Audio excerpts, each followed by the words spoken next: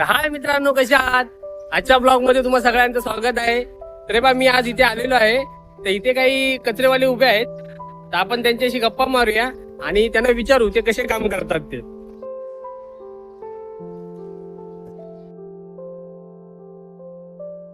तर कचरेवाले दादा, तुम्ही सांगाल का तुमचं हे काम कशा प्रकारे चालतं? हवा आम्ही कचरेवाले नाही आहोत, सफाई कामगार आहोत. आणि आम्ही ही मुंबई स्वच्छ ठेवण्याचं काम करतो.